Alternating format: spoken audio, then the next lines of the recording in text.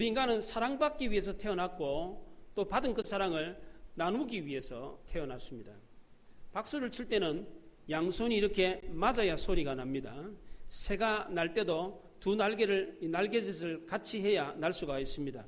이렇게 균형이 맞아야 되는 것처럼 사랑도 똑같습니다. 사랑은 받았다고만 해서 사랑이 되는 게 아니라 나누어 주어야 사랑이 됩니다. 인간은 사랑을 받고 사랑을 줄 때에 행복을 누립니다. 이것이 바로 하나님이 우리 인간에게 주신 행복이었습니다. 하나님은 온 우주 만물을 완벽하게 만드셨습니다. 우리 인간에게 필요한 모든 것이 거기에 다 있었습니다. 그런데도 하나님은 아담과 하와를 에덴 동산에 처음 보낼 때에 추가로 주신 게 있습니다. 하나님은 우주 만물을 만드실 때 부족한 것 없이 다 만드셨어요. 다 줬어요. 그런데 아담과 하와를 에덴 동산에 보낼 때에 이게 내가 안 준 게 있다. 그러면서 추가로 준 게 있습니다. 그게 뭡니까? 바로 하나님의 복입니다. 창세기 5장 2절에 남자와 여자를 창조하시고 그들이 창조되던 날에 하나님이 그들에게 복을 주시고 그랬습니다.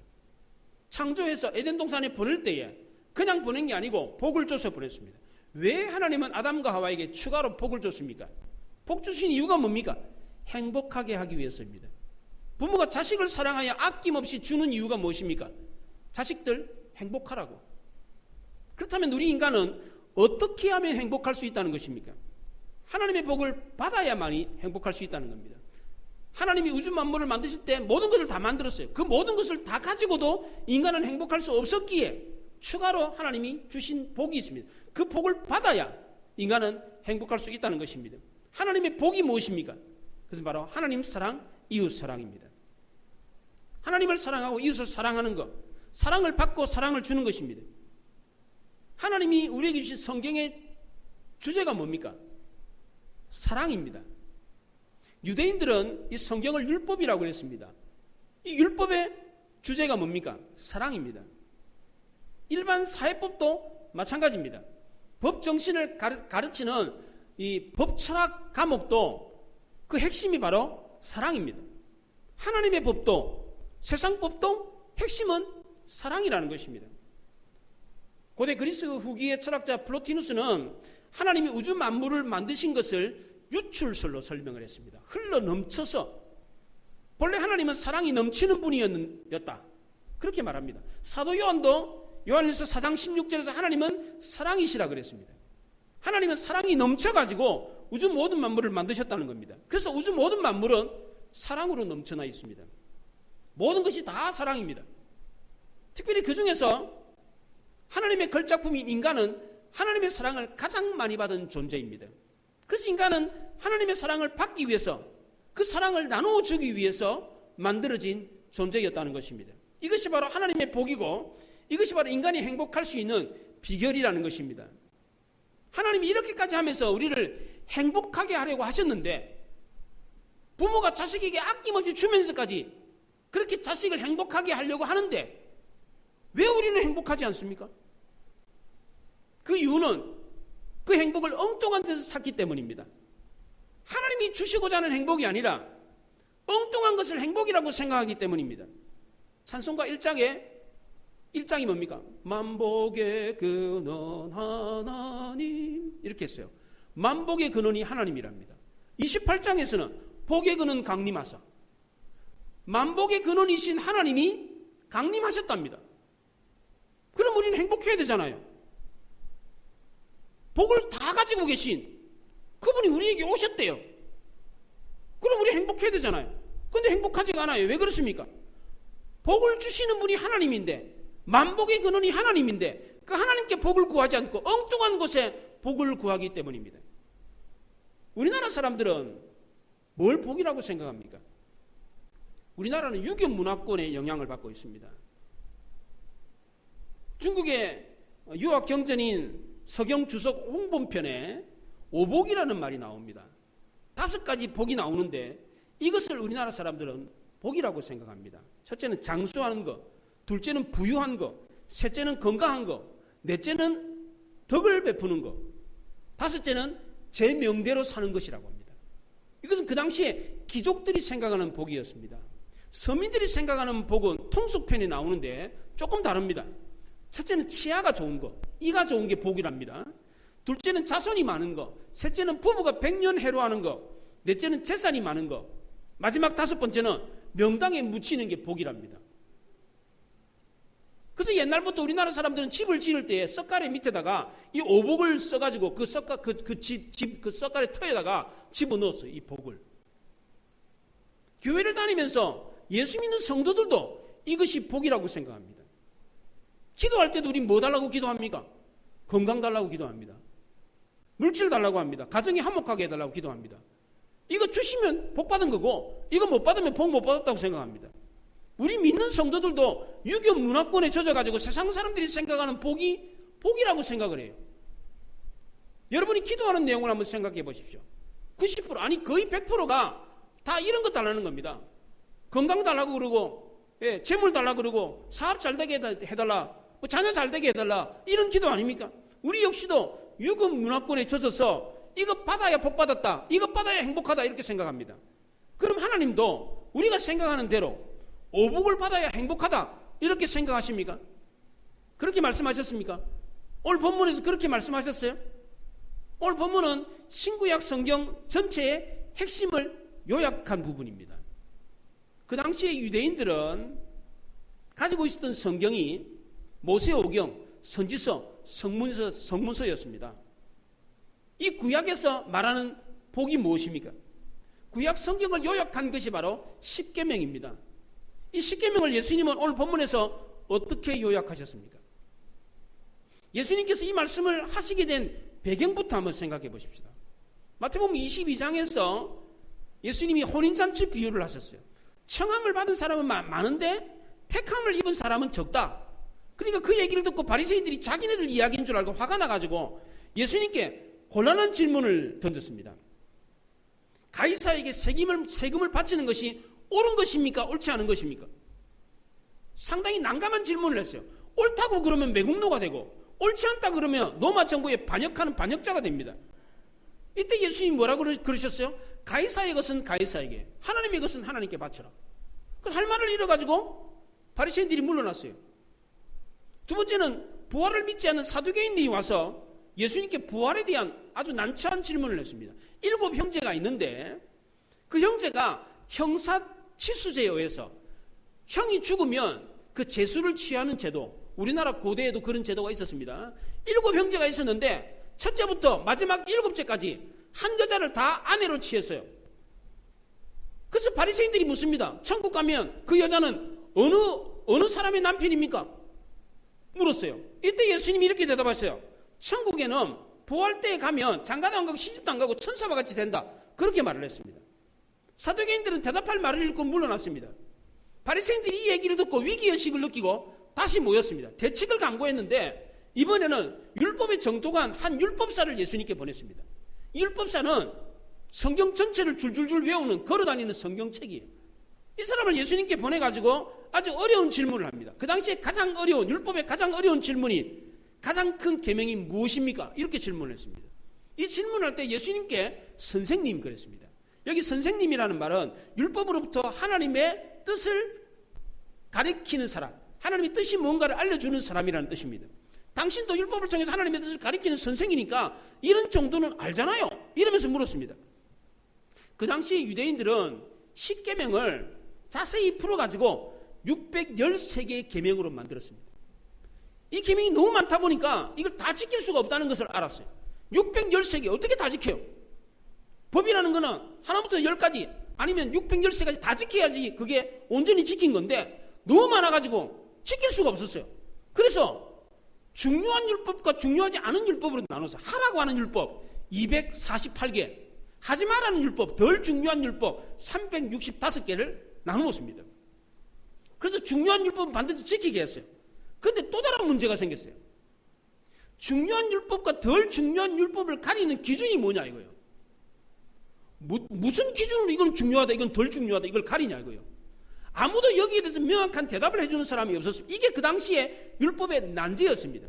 이 질문을 율법사가 예수님께 했던 것입니다. 이 질문에 대해서 예수님이 뭐라고 대답했습니까? 37절부터 40절에 이렇게 대답합니다. 마음을 다하고 목숨을 다하고 뜻을 다하여 너희 하나님을 사랑하라. 이게 첫째 되는 계명이다.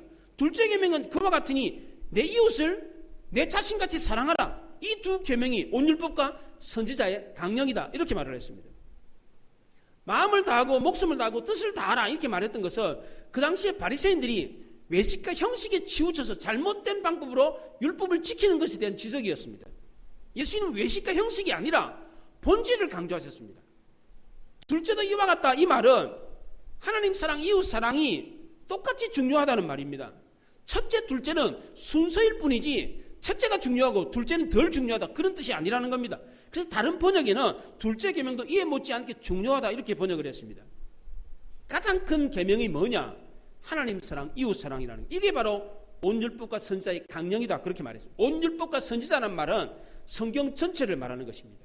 이것을 강령이라고 했는데 이 강령이라는 말은 본래 뜻이 매달려 있다라는 뜻입니다. 매달아 둔다 그런 뜻입니다.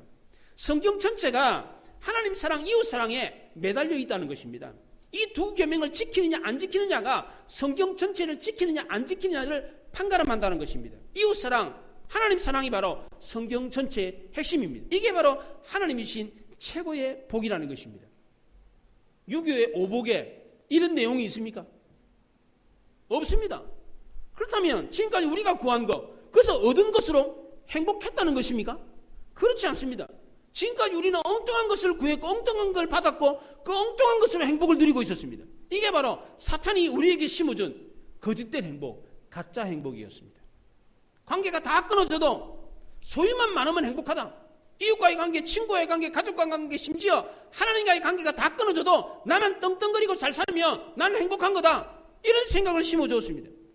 우리나라 부자들 주로 어떻게 삽니까? 주변에 아는 사람들 관계 다 끊고 삽니다. 왜 그럽니까? 주위에 옆에 사람들이 붙어 있으면 뭐 돈 꿔달라고 그러고 돈 좀 달라고 그러고 도움을 요청하니까 그거 귀찮아가지고 관계 다 끊고 자기 소유에 만족하면서 삽니다. 그럼 행복한 겁니까? 행복은 사람과 사람 사이에서 얻어지는 겁니다. 근데 부자들은 어떻게 살아요? 그런 관계 다 끊고 물질 붙들고 그 물질로 행복을 누리며 삽니다. 다른 사람 필요 없다는 거, 하나님도 필요 없다는 거예요. 물질만 많으면, 재산만 많으면 난 행복하다. 이것이 바로 사탄이 우리에게 심어준 잘못된 행복이었습니다. 그런데 하나님이 우리에게 주신 복은 무엇입니까? 하나님을 사랑하고 이웃을 사랑하는 거라고 합니다. 한번 생각해 보십시오. 우리가 생각할 때 어떤 것이 더 행복해 보입니까? 하나님 사랑하고 이웃 사랑하는 것이 행복해 보입니까? 아니면 가진 것이 많은 것이 행복입니까? 뭐가 행복이요? 사탄이 심어준 행복이 훨씬 더 진짜 행복 같습니다. 그렇잖아요? 하나님 사랑하는 게 뭐가 행복해? 이웃 사랑하는 게 뭐가 행복해? 이런 생각 들지 않습니까? 그런데 성경은 그렇지 않답니다. 분명하게 요약까지 하면서 이것이 가장 큰 계명이다. 이게 최고의 행복이다. 그렇게 말했습니다. 왜 그렇습니까? 인간의 행복은 소유에 있지 않고 관계에 있기 때문입니다. 하나님과의 관계, 인간과의 관계가 행복이기 때문입니다. 독일 유택의 미국 사회학자인 에릭 프롬이 소유냐 삶이냐고 하는 책에서 인간을 둘로 나눴습니다. 소유형 인간과 존재형 인간으로 나눴는데 소유형 인간이 행복한 게 아니라 존재형 인간이 행복하다 그랬습니다. 소유형 인간은 삶의 목적과 의미를 소유에 두는 사람입니다.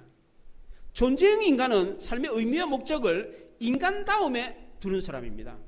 가치도 둘로 나눴습니다. 소유 가치와 존재 가치로 나눴는데 소유 가치가 높은 사람보다 존재 가치가 높은 사람이 더 행복하다. 소유 가치가 높은 사람을 우리는 부자라고 그러는데 부자가 잘 산다라고 생각해서 그렇게 살기를 원하는 사람들은 인생을 바보같이 사는 사람과 같다. 그러니까 소유 가치보다는 존재 가치를 높이면서 살아야 된다. 그렇게 말을 했습니다. 시계의 존재 가치가 무엇입니까? 시간을 알려주는 것입니다. 사람의 존재 가치는 얼마를 소유하느냐가 아니라 존재 목적대로 사는 것입니다. 그 존재 목적이 무엇입니까? 하나님을 알고 하나님과 더불어 함께 사는 것입니다. 이것이 바로 하나님이 인간을 만드신 목적이었습니다. 그래서 존재형 인간은 하나님과의 관계를 잘 맺는 것입니다. 하나님과의 관계, 이웃과의 관계를 잘 맺어가지고 사랑을 받고 인정받고 그래서 행복한 인생을 사는 것입니다. 유대인 학자로서 유대인과 팔레스틴의 공존을 주장했던 마틴 부브라고 하는 사람이 나와 너라고 하는 유명한 책을 썼어요. 독일어로 이히 운투드라고 하는 유명한 책을 썼는데 이 책에서 인간관계를 세 가지로 설명을 했습니다. 나와 그것과의 관계. 나는 상대방을 인격으로 대하는데 상대방은 나를 물건으로 대해요. 이용해 먹어요. 이런 관계가 있어요. 두 번째는 나와 그것의 관계. 그것과 그것의 관계. 첫 번째는 그것과 그것.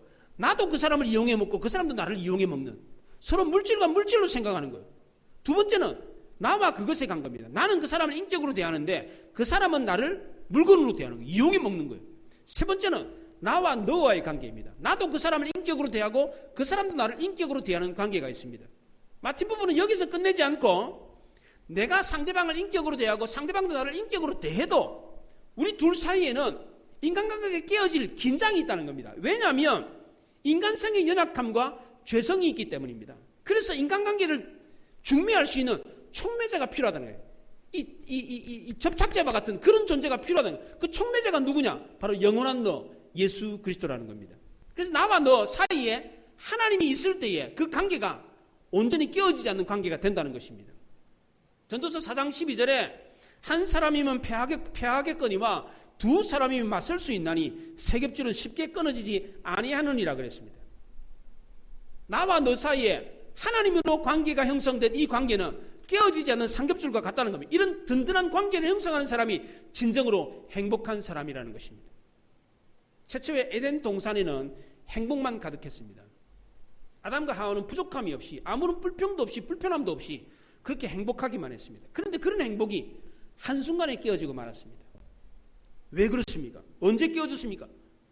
아담과 하와가 선악과를 따먹고 서로와의 관계를 깨뜨렸을 때입니다. 하나님이 아담에게 묻습니다. 너 왜 선악과 따먹었냐? 아담이 그럽니다. 저 여자가 줘가지고요. 이 여자도 아니에요. 저 여자. 더 멀리 있는 표현으로. 저 여자가 줘가지고. 이렇게 관계가 깨지는 순간에 행복도 깨지고 말았습니다. 창세기 11장에 인간이 놀라운 업적을 이룬 사건이 나옵니다. 노아 홍수 이후에 인간은 홍수가 나면 하늘에 닿는 탑을 쌓아가지고 하늘 위에 올라가자. 그런 생각을 가지고 바벨탑을 쌓았습니다. 정말 사람들은 생각한 대로 한마음 한뜻이 돼가지고 열심히 바벨탑을 쌓기 시작했습니다. 이 모습을 보고 하나님이 진노하셨어요. 왜냐하면 내가 다시는 물로 심판하지 않겠다. 무지개 언약을 보여줬어요. 다시 물로 심판하지 않는다는데 그 언약을 믿지 않았기 때문입니다. 또 하나님을 대적해서 자기 이름을 내려고 했기 때문입니다. 이때 하나님이 어떻게 하셨습니까? 직접 내려가 가지고 그 바벨탑을 무너뜨려 버렸습니까? 그렇지 않습니다. 사람들이 사용하는 언어를 혼잡하게 했습니다. 언어가 다 달라요. 사람들의 관계를 끊어버렸습니다. 그럴 때는 어떻게 됐습니까? 하나둘씩 다 흩어지기 시작했습니다. 그리고 서로 대적하며 싸우기 시작했습니다. 왜 이렇게 되고 말았습니까? 하나님과의 관계, 이웃과의 관계가 깨어져 버렸기 때문입니다. 사람들은 이런 관계가 끊어지면 심각한 문제가 발생하고 행복하지 않다는 사실을 잘 몰라요. 하나님과의 관계, 이웃과의 관계를 회복할 필요가 있다. 이런 생각을 갖지 않습니다. 하나님 없어도 이웃 없어도 친구들 없어도 얼마든지 혼자 잘 먹고 잘 살 수 있다. 물질만 있으면 재산만 많으면 나는 얼마든지 행복할 수 있다. 이것은 사탄이 우리에게 심어준 잘못된 행복입니다. 사탄은 먹음직하고 보암직한 것이 행복이라고 그럽니다. 오복이 있으면 행복하다. 이런 생각을 심어줍니다. 과연 그렇습니까? 건강하기만 하면 행복합니까? 건강한 사람은 고민 안 합니까? 돈만 많으면 행복합니까? 돈 많은 사람은 근심 걱정 없습니까? 이가 좋으면, 치아가 좋으면 행복한 겁니까? 이는 좋은데 먹을 게 없어. 그러면 행복한 거예요? 자식이 많으면 행복합니까? 가지 많은 나무에 바람 잘 날 없다고 합니다. 그런데도 오복이 행복입니까? 예수님이 성경에서 말하는 복이 뭡니까? 예수님은 성경에서 복이 뭐라고 말합니까? 마태복음 5장 8복에서 예수님이 이게 복이다 이렇게 말을 했어요. 8복을 심의 온의, 극마화의 이렇게 4개씩 이렇게 외우시면 돼요. 심의 온이 첫 자만 딱 심의 온의. 심령이 가난한 자는 천국이 그들의 것이며 애통하는 자는 위로를 받을 거고 온유한 자는 땅을 기업으로 받고 의줄이고 목마른 자는 배부를 거다. 그리고 두 번째 극마화의. 긍휼히 여긴 자라면 긍휼히 받고 마음이 청결한 자 하나님을 볼 것이고 화평케 하는 자는 하나님의 아들이라 일컬음을 받고 의를 위하여 박해를 받는 사람은 천국을 얻게 된다. 이게 예수님이 말씀하시는 복입니다. 이 팔복은 구약의 십계명에 대한 해설입니다. 십계명이 하나님이 시내산에서 모세에게 주신 행위율법이라면 팔복은 예수님이 산에서 무리에게 주었던 마음의 법입니다. 십계명이 1계명부터 4계명까지 하나님에 대한 계명이고 5계명부터 10계명까지 사람에 대한 계명인 것처럼 팔복 역시도 1복에서부터 네 번째 복까지는 하나님에 대한 마음 자세입니다. 그리고 5복부터 8복까지는 사람에 대한 마음 자세입니다. 하나님에 대해서는 심령이 가난하고 애통하고 온유하고 의지르고 목마른 자세를 가지고 사람에 대해서는 긍휼히 여기고 마음을 청결하게 하고 화평하게 하고 을을 위해서 박해를 받는 것이 바로 사람에 대한 올바른 마음의 자세다. 그렇게 말을 해요. 이게 바로 복이라는 것입니다. 세상 사람들이 이걸 복이라고 생각합니까? 어떻게 심령이 가난한 게 복입니까? 애통한 게 뭐가 복입니까? 박해를 받는 게 뭐가 복입니까? 말도 안 되는 소리입니다. 오히려 이거는 불행이라고 생각합니다. 그런데 예수님은 하나님과의 관계, 이웃과의 관계를 이렇게 하는 게 진짜 복이다. 그렇게 말을 했습니다. 그럼 어느 말이 맞습니까? 여기에서 말하는 세상 사람들이 말하는 모든 사람들이 다 상식으로 생각하는 그 오복, 이게 복이다 생각하는 그 복이 맞습니까? 아니면 성경에서 말하는 팔복, 하나님 사랑, 이웃 사랑이 복입니까? 어느 게 맞습니까? 유교나 세상 사람들이 말하는 복은 소유에 의한 복입니다. 건강, 물질, 자식 소유하는 거, 이게 복입니다. 그런데 성경에서 말하는 복은 관계의 복입니다. 하나님과의 관계, 이웃과의 관계에 대한 복입니다. 성경적인 가치관을 가지고 있는 에릭 프롬이나 마틴 부부는 인간은 소유에 의해서 만족을 얻는 것이 아니라 관계에 의해서 만족을 얻는다. 그렇게 말을 했습니다. 예수님도 이 행복을 관계로 설명했습니다. 하나님과의 관계, 이웃과의 관계를 어떻게 하느냐에 따라서 행불행이 달라진다. 그렇게 말을 했습니다. 돈 많다고 해서, 자식 많다고 해서, 오래 산다고 해서 그게 행복한 게 아니라는 거예요, 이게. 어떤 것이 인생에서 복 받는 길입니까? 어떤 걸 택하는 게 옳은 것입니까? 공자는 논어편에서 이런 이야기를 했어요. 유교에서 말하는 게 다 틀린 게 아니에요. 옳은 말도 있어요. 그 중에 군자와 소인배에 대한 구분을 이렇게 했습니다. 군자는 의로운가 의롭지 않은가 이걸 가지고 행동한다는 거예요. 그런데 소인배는 이로운가 이롭지 않은가 이걸 가지고 행동한다는 겁니다. 소인배는 의롭지 못하더라도 자기에게 이로우면 선택을 하고 의롭다고 할지라도 자기에게 이롭지 않으면 선택하지 않는다는 겁니다.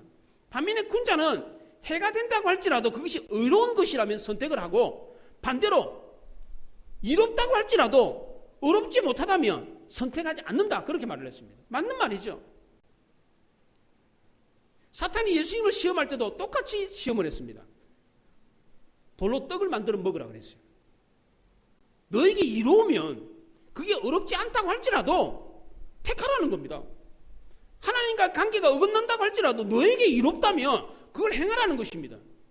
이때 예수님이 어떻게 하셨어요? 사람이 떡으로만 살 것이 아니고 하나님의 입에서 나오는 모든 말씀으로 산다. 그렇게 말했어요. 그리고 마귀의 유혹을 물리치고 하나님과의 관계를 깨트리지 않았습니다. 하나님과의 관계가 깨어져도 이웃과의 관계가 깨어져도 나만 잘 먹고 잘 살면 된다. 이것은 옳은 것이 아니라는 것입니다. 이건 행복이 아니라는 겁니다. 사탄이 주는 행복과 하나님이 주는 행복은 차이가 있습니다. 사탄이 주는 행복은 평안이 아니라 편안입니다. 하지만 하나님이 주는 행복은 평안입니다. 사탄도 우리 인간에게 행복 비슷한 것을 줍니다. 그런데 그것은 평안이 아닙니다. 편안이 편해요. 안락합니다. 돈이 많으니까, 재산이 많으니까, 좋은 집에 사니까 편안할 수 있습니다. 그런데 이것은 평안이 아닙니다.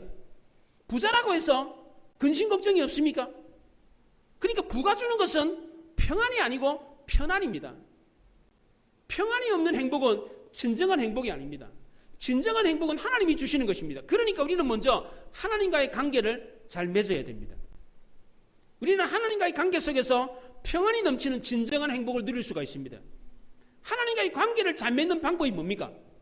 그것은 하나님을 사랑하는 것입니다. 하나님을 사랑한다는 게 뭡니까? 눈에 보여주는 하나님을 어떻게 사랑합니까? 예수님은 팔복에서 하나님에 대해서 심령이 가난하고 애통하고 온유하고 의줄이고 목마른 것, 이게 바로 하나님을 사랑하는 것이라고 했습니다. 이렇게 할 때에 은혜와 복을 받는다는 것입니다. 이게 바로 첫 번째 복입니다. 두 번째도 그와 같다고 했습니다. 바로 이웃을 자신과 같이 사랑하는 것입니다. 이 그와 같다는 말은 첫 번째와 똑같이 중요하다는 말입니다. 저는 우리 주변에 많은 분들이 오랫동안 공동체에 함께 있던 분들이 공동체를 떠나가는 분들을 종종 봅니다. 그렇게 오랫동안 같이 잘 지내던 그런 사람들이 등을 지고 떠나가는 경우를 종종 봅니다. 이런 사람들을 보면 저는 참 마음이 아픕니다. 물론 함께 오랫동안 살다 보면 상처를 받기도 하고 섭섭한 일을 당하기도 하지요. 그렇다고 하더라도 그 공동체, 그 관계를 끊어서는 안 됩니다. 우리 주변에 오랫동안 관계를 맺었던 사람들을 쉽게 버리는 사람들이 참 많아요. 이렇게 인생을 살면 점점점 외로워집니다.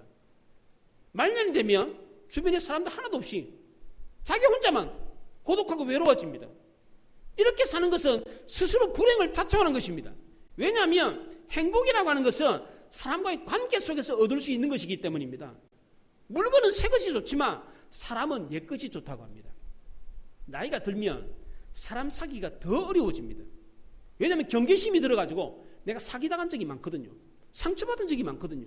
그래서 사람을 좀처럼 사귀지를 못합니다. 나이가 들수록 점점 사람을 못 사귀어요. 그런데 교회 안에서 어떤 공동체 안에서 오랫동안 그렇게 사람을 사귀었는데 상처 한번 받았다고, 섭섭한 일을 한번 겪었다고 그냥 내팽개치고 그냥 그 관계를, 그냥 그 공동체를 떠나버리는 사람들이 있습니다. 이런 사람들은 말년이 되면요, 인생이 점점점 외로워집니다. 혼자밖에 없어요. 아무리 섭섭한 일, 상처받는 일을 받았다고 할지라도 오랫동안 관계를 맺었던 사람들의 관계를 끊으면 안 돼요. 왜? 그 관계 속에 행복이 있기 때문입니다. 우리가 하나님과의 관계를 어떻게 맺느냐, 이것은 이웃과의 관계를 어떻게 맺느냐를 보면 알 수가 있습니다. 하나님은 눈에 보이지 않기 때문에 하나님과 어떤 관계를 내가 맺고 있느냐, 이건 알기가 참 어렵습니다. 그러나 내가 이웃과의 관계를 맺는 것을 보면 내가 하나님과 어떤 관계를 맺고 있는가를 쉽게 알 수가 있어요. 왜? 하나님과의 관계가 곧 이웃과의 관계이기 때문입니다. 내가 이웃과의 관계를 맺는 걸 보면, 내가 이웃을 어떻게 대하는가를 보면 하나님을 어떻게 대하는가를 쉽게 알 수 있기 때문입니다. 그 이웃을 어떻게 대하라고 합니까? 사랑하라고 합니다. 이웃을 사랑하는 것이 무엇입니까?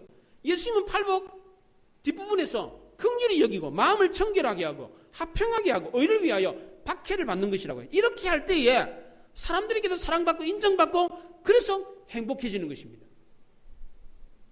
여러분 주변에 이웃들을 긍휼히 여기고 계십니까? 이웃이 어려운 일을 당하면 불쌍히 여기는 마음을 가지고 봅니까? 청결한 마음으로, 정말 착하고 순수한 마음으로 이웃을 대하십니까? 화평하게 합니까? 싸우는 사람이 있으면 가서 말리고 뜯어 말리고 그렇게 온유한 마음으로 사람들을 보듬는 그런 마음가짐을 갖고 있습니까? 옳은 일을 위해서 이웃에 대해서 박해받는 일, 어려운 일이 있으면 마다하지 않고 힘든 일, 손해보는 일을 여러분들 스스로 자처합니까? 우리 교회가 평소에 이거 먼지 들어오니까 문을 닫아놔요. 그러면 교회 온도가 34, 35도까지 막 올라가요. 푹푹 쪄요. 그런데도 청소 당번들은 매주마다 와가지고 청소를 하세요. 여러분들이 지금 깨끗하게 예배 드리는 거는 섬기는 분들이 있어서 그래요. 매주마다 그 땀 삐질삐질 흘려가면서 청소하는 분들이 계세요. 이웃을 위해서, 다른 분들을 위해서 박해받고 손해받고 어려운 일을 마다하지 않는 사람들이 있어요. 우리 교우들 중에 힘들고 외로운 분들 돌아보는 성도님들이 있어요. 이런 분들이 이웃과의 관계를 잘하는 사람들, 이웃을 사랑하는 사람들입니다. 이렇게 하는 사람이 하나님을 사랑하는 사람입니다. 이런 사람이 이웃과의 관계를 잘 맺어서 진정한 행복을 누리는 사람, 진짜 복을 받는 사람입니다. 이렇게 살면 하나님을 통해서도 복을 받고 이웃을 통해서도 복을 받습니다. 오복은, 세상 사람들이 말하는 그 오복은 그냥 덤으로 주는 거예요. 기본으로 주는 거예요. 이렇게 하나님과의 관계, 이웃과의 관계를 잘하면 세상 사람들이 말하는 그런 기본, 그런 복은 그냥 기본적으로 다 받는 거예요. 이런 사람이 바로 마지막까지 행복한 사람인 것입니다. 이런 마지막 행복은 영혼의 행복으로 이어집니다. 우리 모두 하나님과의 관계, 이웃과의 관계를 잘 맺음으로 인생의 마지막까지 진짜 행복할 수 있기를 바랍니다. 또 저 천국에서도 영원한 행복을 누릴 수 있기를 바랍니다. 기도하십시오.